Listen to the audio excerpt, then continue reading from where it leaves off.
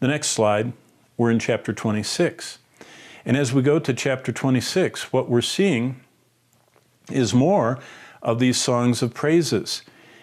Here is one of the most famous verses in Isaiah. You will keep him in perfect peace, whose mind is stayed on you, because he trusts in you. Trust in the Lord forever. For Yah, the Lord, is everlasting strength. Now look at these two verses. The way of the just is uprightness, O most upright. You weigh the path of the just. Yes, in the way of your judgments, O Lord, we have waited for you. The desires of our soul is for your name. Wow. Now, look up for a second. People that were alive in the time of Isaiah, that were facing the onslaught of the Assyrians and later the Babylonians, people that would be alive during the destruction of Jerusalem, as well as people that will be coming to Christ during the tribulation, all of them equally are going to have that perfect peace. It talks about, see in the slide right there in verse 3, keep them in perfect peace.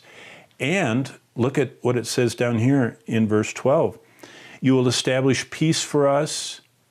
Verse 13, O Lord God, masters beside you have dominion over us, but by you only we make mention of your name.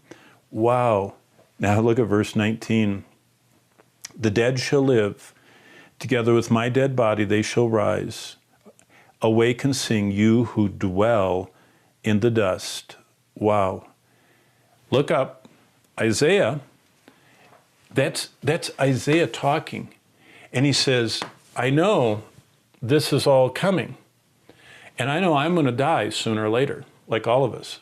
But I am going to, look back at that slide, I am going to awake and sing to you, because even though I dwell in the dust, I have resurrection. Well, now let's go to chapter 27.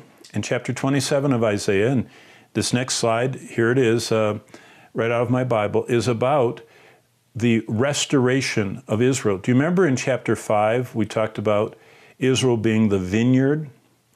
Well, this is God again going back to working with the nation of Israel, and this is a future event. I'll show you on the board in just a second, but look at verse 13. So it shall be in that day, a great trumpet will be blown, and they will come who are about to perish in the land of Assyria, and they who are outcast in the land of Egypt, they shall worship the Lord in the holy mount of Jerusalem. Now, what is that talking about? Look up at the board again. Isaiah is talking about events near and far. So doesn't it get kind of confusing sometimes? How do you know which is which? Well, let me show you another chart. This is a quick chart that just kind of graphs everything that I have on the marker board, and I'll walk through these 12 steps from now to eternity. Right here is where we are today in 2020, okay? It's the church age, and the first event God has planned right here is the resurrection of the church, or the rapture. That's when the dead in Christ will rise first, and we which are alive and remain are caught up together with him. The next event that will follow that is right there. A world ruler makes this treaty with Israel. That's the Antichrist, who I told you the COVID-19 has started us into global governance. Israel is restored. The 144,000 believers are sealed. They become evangelists. The earth plunges into the day of the Lord, the 7-year tribulation. The Antichrist breaks the covenant he makes with Israel. Israel sees the handwriting on the wall, and Zechariah says, as the tribulation worsens, they start calling on the Lord. Jerusalem is surrounded. We know this is Armageddon and is attacked.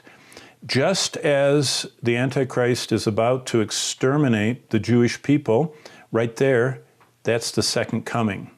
So this is the rapture. All of these events have to take place, and this is the second coming. Immediately following the second coming is what Jesus described in Matthew 25:31, the sheep and goat judgment. Then there's the resurrection of Old Testament and tribulation believers. That's Revelation 20, verse 4. That starts the kingdom age, the 1,000 years. Then the first universe at the end of the 1,000 years is burned up. That's what Peter talks about in 2 Peter 3, 7 and 10. God creates new heavens and a new earth. That's what Peter describes. And Satan's final judgment, great white throne, and we go into the new heavens and new earth. Wow. Now look up from your slide. Basically, Isaiah covers all of that.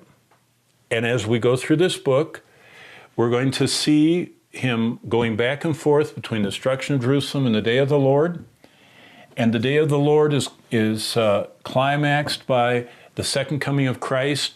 He establishes his kingdom. He actually rules on earth, and we're going to see that the earth is going to have the curse rolled back. People are not going to be sick. Disease is rolled back. People's lives are extended, Isaiah says, to live the whole 1,000 years. They'll still have homes, and they'll still be, gardening and farming and having children and living for 1,000 years. Not the saints that, right here, see just before the tribulation, right here is the rapture. So all the people that are raptured are not living during the kingdom, having children and farming. We're actually with the Lord up here in heaven, but we do come to earth. But then all of those already resurrected and glorified bodies and those in the kingdom are reunited and live forever in heaven.